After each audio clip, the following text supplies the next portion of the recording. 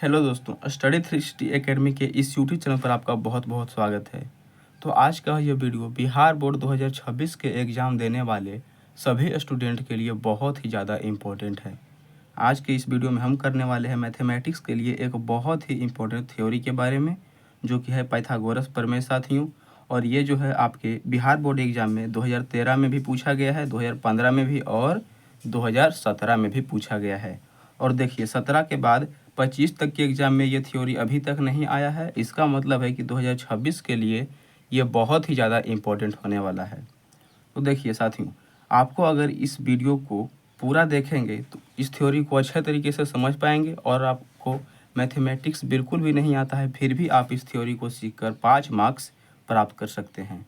ठीक है, तो वीडियो को अच्छे तरीके से समझना है और पूरा देखना है। 100% समझने की आपको गारंटी दी जाती है, तो लास्ट तक भी इस वीडियो के बने रहें। तो देखिए साथियों, पाइथागोरस प्रमेय है, ये दूसरे लैंग्वेज में आपसे कैसे पूछा जा सकता है। सिद्ध करें कि समकोण त्रिभुज में कर्ण पर का वर्ग अन्य दो भुजाओं के वर्ग के योग के बराबर होता है। ठीक है, ये दूसरे लैंग्वेज में पाइथागोरस प्रमेय को इस तरीके से पूछा जाता है। या फिर ऐसा भी पूछा जा सकता है कि सिद्ध करें कि किसी समकोण त्रिभुज में कर्ण पर का वर्ग लंब पर के वर्ग तथा आधार पर के वर्ग के योग के बराबर होता है। तो इसे सिद्ध करने के लिए सबसे पहले हमें समकोण त्रिभुज लेनी होगी, क्योंकि हम समकोण त्रिभुज में ही पाइथागोरस प्रमेय को सिद्ध कर सकते हैं। ठीक है, तो सबसे पहले हम एक समकोण त्रिभुज बना लेते हैं।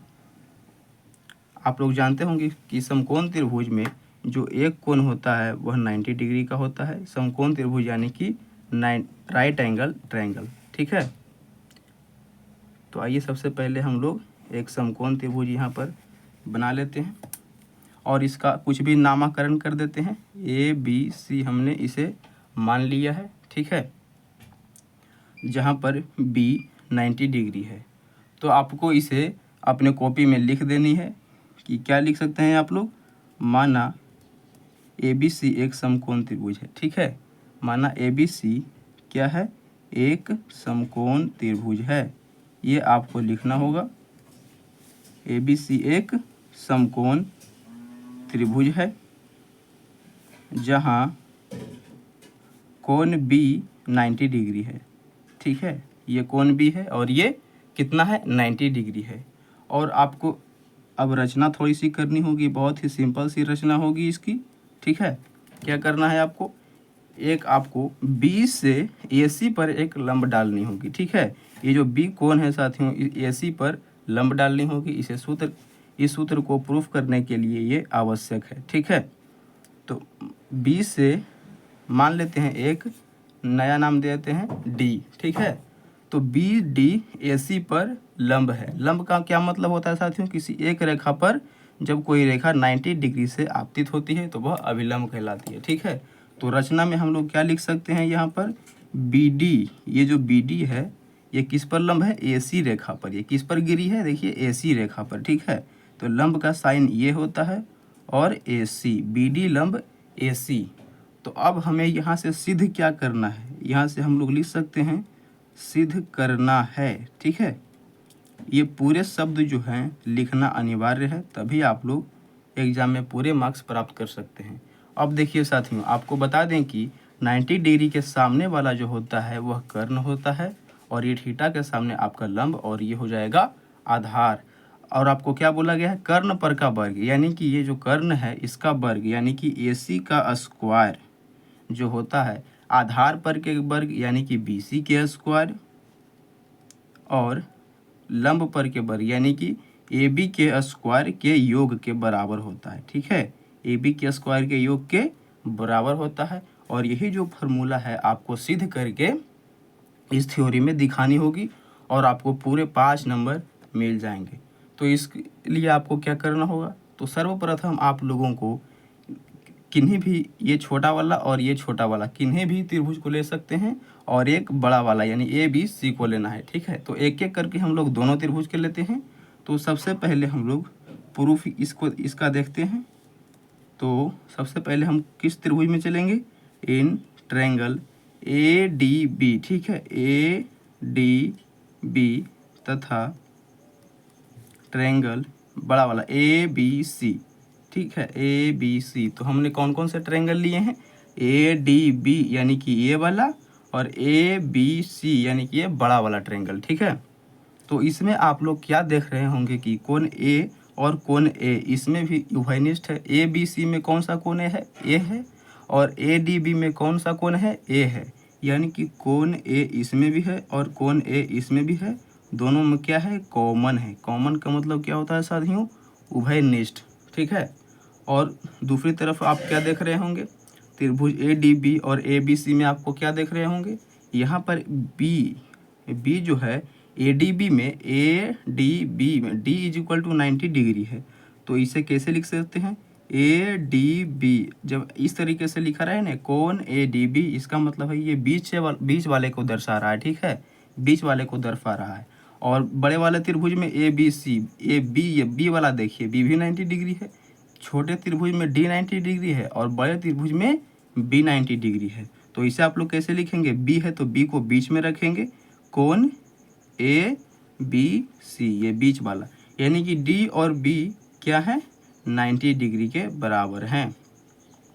और आपको बता दें कि यदि किसी भी दो त्रिभुज के दो कोण एक दूसरे के समान हो जाते हैं तो तीसरा कोण अपने आप ही समान हो जाता है, और ये समरूपता का नियम है। इस प्रकार हम कह सकते हैं कि त्रिभुज ए डी बी तथा त्रिभुज ए बी सी एक दूसरे के समरूप होंगे। ठीक है, क्या कह सकते हैं, त्रिभुज ए डी बी तथा त्रिभुज ए बी सी एक दूसरे के समरूप होंगे।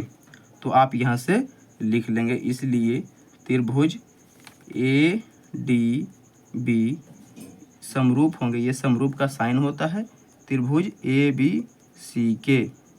और आप लोग जानते होंगे कि यदि कोई भी दो त्रिभुज एक दूसरे के समरूप होते हैं, अतः संगत भुजाएं अनुपातिक होती है। संगत भुजाएं का क्या मतलब होते हैं, चलिए हम लोग इसे लिख लेते हैं, अतः संगत भुजाएं अनुपातिक होंगे। ठीक है, आप लोग इसे लिख लेंगे। पूरे थ्योरी को आप लोग अच्छे तरीके से समझते चलिएगा, बहुत ही आसान सा थ्योरी है साथियों। देखिए, संगत भुजाएं अनुपातिक का क्या मतलब होता है, अगर हम लोग इसमें ए डी भुजा लेते हैं तो इसमें ए बी लेना होगा, अगर हम डी बी भुजा लेते हैं तो इसमें बी सी लेनी होगी, अगर हम लोग ए बी लेते हैं ए बी तो इसमें ए सी भुजा लेनी होगी। ठीक है, तो हम लोग जिसकी ज़रूरत होगी उसका ही लेंगे। तो हम लोग ए बी का लेते हैं साथियों, ए बी का थ्योरी को सिद्ध करने के लिए जो आवश्यकता है उसी का लेंगे। ए बी हमने यानी ऐसा लिया है तो इसका भी ऐसा लेना होगा। तो ए सी, इनकी संगत भुजाएं क्या होती है, अनुपातिक होती हैं। ठीक है, और अगर हम लोग इसका कौन सा ले सकते हैं, ए डी लेते हैं, ए डी। ठीक है, तो इसका भी लेना होगा ए बी, ए डी लेते हैं और ए बी लेते हैं। अब यहाँ से आप लोग इसको क्रॉस मल्टीप्लिकेशन कर सकते हैं, यानी कि तिरछा गुना। ठीक है, तो A B into A B आपका क्या हो जाएगा साथियों, ए बी स्क्वायर हो जाएगा, और ए डी इंटू ए सी हो जाएगा, ए डी इंटू ए सी हो जाएगा। ठीक है, यहाँ तक जो है आपका ये पहला समीकरण आप इसे मान सकते हैं, यहाँ पर कोई दिक्कत नहीं होगी। यहाँ तक तो बहुत ही आसान था साथियों। और इसी प्रकार से हम लोग त्रिभुज कौन सा लेंगे, नाउ इन ट्रायंगल। अब देखिए, हमने ये वाला ए डी बी और ए बी सी ले लिया है। ठीक है, ए डी बी और ए बी सी ले चुके हैं हम लोग। अब हम लोगों को कौन सा लेना होगा, बी डी सी और ए बी सी, ये छोटा त्रिभुज बी डी सी और ये बड़ा वाला त्रिभुज ए बी सी। ठीक है, in triangle B D C and triangle A B C, A B C. ठीक है, तो ये दो त्रिभुज आपको लेनी होगी।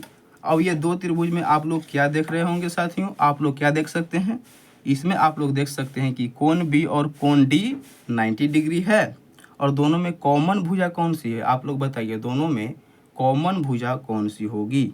तो सी देखिए, दोनों में क्या है, कॉमन है। कोण सी कौन सा है, बराबर है, और ये क्या है, कॉमन है। और दूसरी तरफ हम लोग क्या लिख सकते हैं, इसमें भी कोण बी और इसमें भी कोण डी क्या है, 90 डिग्री है। ठीक है, कोण बी और कोण डी कितने हैं साथियों, 90 डिग्री है। तो कोण बी और कोण डी 90 डिग्री है, इसे लिखने का ये भी एक तरीका होता है।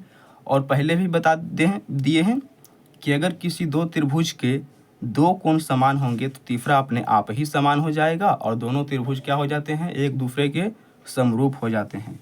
तो हम लोग क्या लिख सकते हैं साथियों, अतः त्रिभुज कौन सा हो जाएगा, कौन सा हो जाएगा, आप लोग देखिएगा BDC, ठीक है, BDC त्रिभुज, इसलिए त्रिभुज BDC समरूप। अब समरूप को लिखने के लिए कैसे लिखना है, देखिए C कॉमन था दोनों में ना, तो C लास्ट में है तो हम लोग इसे C लास्ट में लिखेंगे, ठीक है, BDC। अब देखिए B किसके बराबर है साथियों, D के बराबर है। B किसके बराबर है, D के बराबर है। तो B के जगह आप लोग इसे D लिख सकते हैं, ABC और ABC, ठीक है।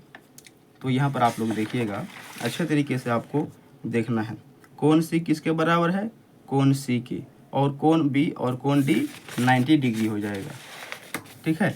तो कोण D के जगह हम लोग कोण B लिख सकते हैं और B हो जाएगा अपने आप ही A के। इस प्रकार से BDC समरूप होगा ABC के। आपको यहाँ तक कोई भी दिक्कत नहीं होनी चाहिए। इसी प्रकार से आप यहाँ भी चाहें तो दो लाइन लिख सकते हैं। क्या लिख सकते हैं कि अगर दो त्रिभुज एक दूसरे के समरूप होंगे तो उनकी संगत भुजाएं अनुपातिक होंगे। हम यहाँ पर नहीं लिख रहे हैं, आप चाहें तो अपने एग्जाम में लिख दीजिएगा। तो यहाँ से क्या हो जाएगा साथियों, अगर हम लोग इसकी कौन सी भुजा ले लेते हैं, लास्ट वाला यानी कि BC भुजा लेते हैं, तो इसका भी हमको लास्ट वाला यानी कि AC वाला लेना होगा, ठीक है। और अगर हम लोग BD ले लेते हैं, BD यहाँ से, तो यहाँ से कौन सा लेना होगा साथियों, हमको यहाँ से लेना होगा AB भुजा, AB भुजा लेना होगा, ठीक है। तो देखिए हमें आवश्यकता जिसकी होती है हमें उसकी ही लेनी होती है। तो यहाँ से देखिए आपका कोई भी निकल कर नहीं आएगा। अगर आप ये लेते हैं तो आपका कोई भी काम का नहीं होगा। इसलिए अगर हम लोग इसे दूसरा लेना चाहें तो हम लोग कौन सा ले सकते हैं, मान लीजिए अगर हम लोग BD लेते हैं तो यहाँ कौन सा आ जाएगा, AB आ जाएगा, ठीक है। इसी प्रकार से BD लिए हैं तो हम लोग का क्या आ गया, AB आ गया। तो अगर हम लोग यहाँ से अगर BC ले लेते हैं तो यहाँ से AC आ जाएगा, लेकिन वह भी किसी काम का नहीं रहेगा। तो अगर हम लोग दूसरा ले सकते हैं, तो अगर हम लोग DC लेते हैं तो यहाँ पर BC आ जाएगा। तो एक मिनट आप लोग थोड़ा सा पीछे देख सकते हैं, BDC हो गया और ये ABC के समरूप हो गया। तो आप लोग यहाँ से क्या लिख सकते हैं साथियों, BDC और ABC एक दूसरे के समरूप होंगे। तो यहाँ से क्या लिखना सही रहेगा, एक मिनट आप लोग थोड़ा सा ध्यान दीजिएगा, BDC और ABC से, ठीक है। तो यहाँ से हमें उस तरफ क्या मिला था, AB का स्क्वायर मिला था ना, हाँ, यहाँ से हमें AB का स्क्वायर मिला था, तो यहाँ से हमें BC का स्क्वायर निकाल लेना चाहिए। तो देखिए हम लोग ले सकते हैं क्या, ये BC लिए हैं तो ये AC लेना होगा, ठीक है, ये AC लेना होगा। तो BC अपॉन में AC हम लोग सही लिए थे। और अगर हम लोग यहाँ से DC लेते हैं साथियों, ठीक है, ये नहीं लेना है, BC अपॉन में AC लेने के बाद अगर हम लोग DC लेते हैं तो क्या हो जाएगा, यहाँ पर भी BC हो जाएगा, ठीक है। ये वाली लाइन ही आपको थोड़ा सा कंफ्यूज कर सकती है और बाकी आपको कोई भी प्रॉब्लम पूरे वीडियो में नहीं हो पाएगी।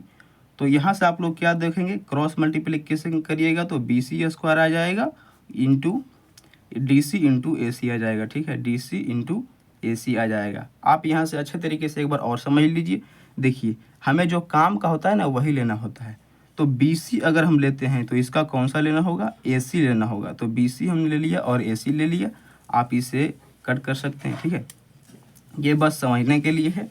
और अगर हमने यहाँ पर DC लिया है यानी कि DC लास्ट वाला दो, तो इसमें भी लेना होगा BC हमने ले लिया है, क्रॉस मल्टीप्लिकेशन करने के बाद ये आ गया है और इसे इक्वेशन 2 मान लेंगे। अब आपका काम बिल्कुल आसान हो चुका है। अब हम लोग करेंगे समीकरण 1 तथा 2 को जोड़ देंगे। 1 तथा 2 को जोड़ देंगे तो क्या हो जाएगा, देखिए आप लोग अच्छे तरीके से। इक्वेशन फर्स्ट में हमारे पास क्या है, AB स्क्वायर, लेफ्ट हैंड को लेफ्ट हैंड से जोड़ेंगे और राइट हैंड को राइट हैंड से जोड़ेंगे, ठीक है। तो इस तरफ AB स्क्वायर है और इस तरफ आपका कौन सा है, BC का स्क्वायर है। तो AB का स्क्वायर प्लस BC का स्क्वायर और उस तरफ के राइट हैंड को जोड़िए एक साथ, तो क्या है यहाँ पर AD इंटू AC, ठीक है, AD इंटू AC और इस तरफ क्या है साथियों, DC इंटू AC, ठीक है। दूसरे इक्वेशन में क्या है, डी सी इंटू ए सी है, डी सी इंटू ए सी। अब आप लोग यहाँ से क्या करेंगे, A B square plus B C square, इसको ऐसे ही छोड़ दीजिए। और यहाँ से ए सी इसमें भी है, ए सी इसमें भी है, तो यहाँ से ए सी हम लोग कॉमन ले सकते हैं। तो बचेगा क्या, ए सी कॉमन हो गया तो बच गया ए डी, अब प्लस में ए सी यहाँ से भी कॉमन तो बच गया डी सी। अब आपका काम हो चुका है, अब लगभग प्रूफ होने ही वाला है, ठीक है।